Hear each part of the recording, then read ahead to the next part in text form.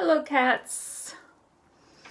I'm not sure how this light is going to turn out. I don't have a feeling it's going to end up well, but anyway, it is Oscars night, and I wasn't keeping up with that or with anything really. I'm not into keeping up with the news because of my anxiety problems.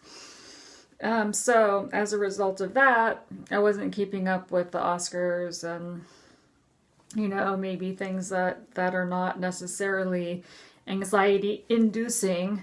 But today I found out by now, of course, everybody pretty much knows that Kevin Hart, who was supposed to host the Oscars this year, dropped out because he didn't want to make a formal apology to the Academy for some homophobic statements that he made in 2010, I believe. And I was like, wait a minute, so he can't swallow his pride, if you will, and just, apologize. And then I found out he actually had apologized. Now I went and I read this apology that that he was still evolving and growing, and that he was sorry, and he wanted to extend these apologies to the LGBTQ community. Now, where this fits in with the Academy and their expectations, I really don't know.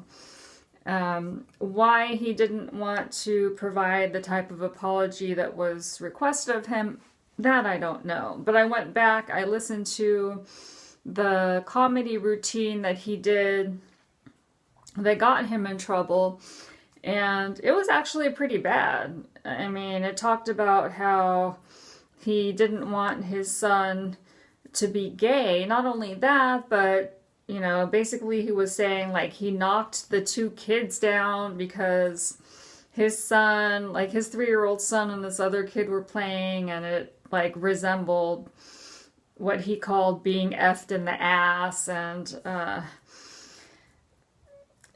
don't know. I mean, it wouldn't have been a good statement. It wouldn't have been a good comedy routine, I don't think, any way that he would have prepared it. But some of the language and imagery that he was using just came across like